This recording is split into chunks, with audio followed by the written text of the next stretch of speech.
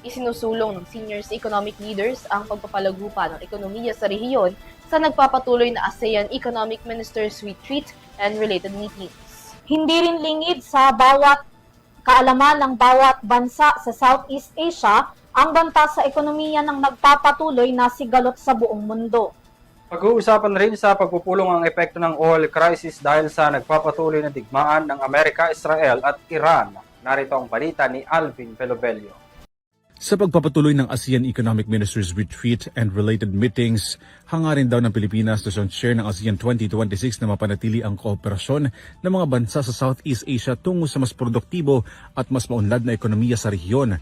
Ito ang binigyan diin ni Trade and Industry Director Marie Sherilyn Akia, kasabay ng opisyal na pagsisimula ng meeting ng mga ASEAN Senior Economic Officials.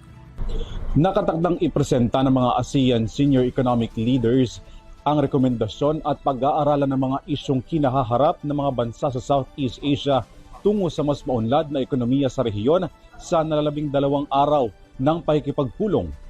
To carefully review the issues before us, resolve as much as we can at our level, and present to our ministers recommendations that are clear, actionable, and where possible already agreed.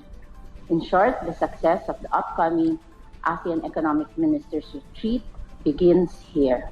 Sa gitna naman ng mga banta sa ekonomiya bunsod ng iba't ibang sigalot, hindi lang sa gitnang silangan kundi sa iba't ibang rehiyon nananatiling unsettled ang ekonomiya ng bawat bansa sa Southeast Asia. Pero dahil sa mga ugnayan, koordinasyon at pakikipagdialogo, nagkaroon ng pagtutulungan ang mga Southeast Asian countries upang mapigilan ang malaking epekto ng iba't ibang hindi pagkakaintindihan. Our discussions also take place at a time when the global economic environment remains unsettled. However, even amid uncertainty, ASEAN's experience has shown that working together remains our greatest advantage.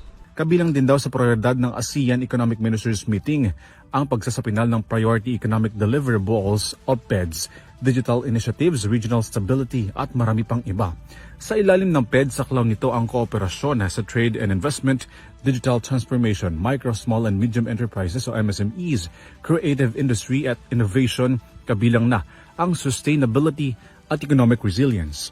Our region has always moved forward through cooperation, dialogue, and a shared belief that our collective strength is greater than the sum of our individual efforts. Matatalakay din ng mga senior economic leaders ng ASEAN ang posibleng epekto ng oil crisis sa gitna ng sigalot sa Middle East at sa sektor ng ekonomiya, pamumuhunan at pagnenegosyo sa mga bansa sa rehiyon.